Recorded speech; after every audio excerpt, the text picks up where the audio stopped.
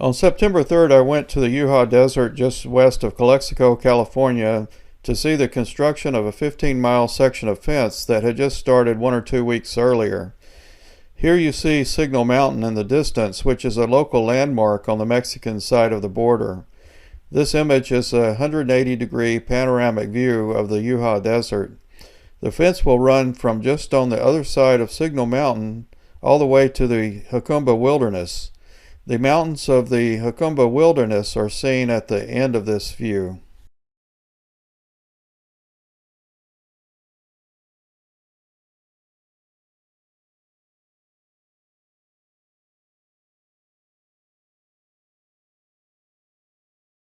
As you drive closer to Calexico on Highway 98, you can see the new fence rising from the desert at the foot of Signal Mountain, which is in Mexico. The fence here is about 2 miles away from the highway. Here's a close-up of the new fence. By my estimate, it was about 130 yards long, but construction had just started.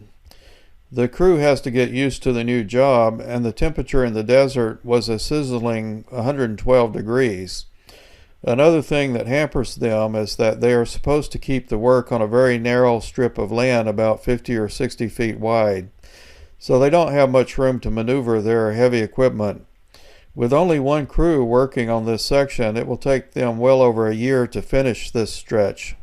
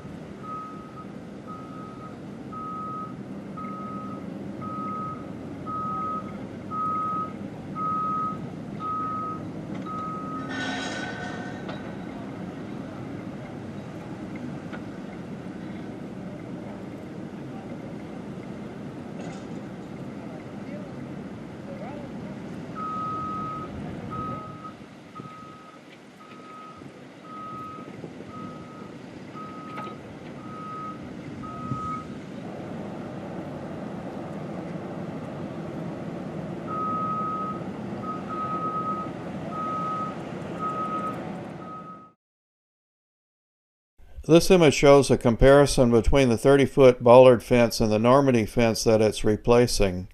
To the untrained eye, this may look like an entirely new fence, but big media says it's just a minor refurbishment of an existing fence, and they certainly know better than we do.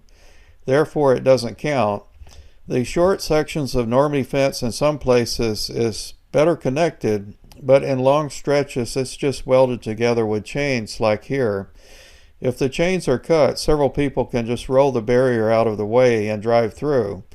Let's look at a recent CBP video of a border break to see how this old barrier performed.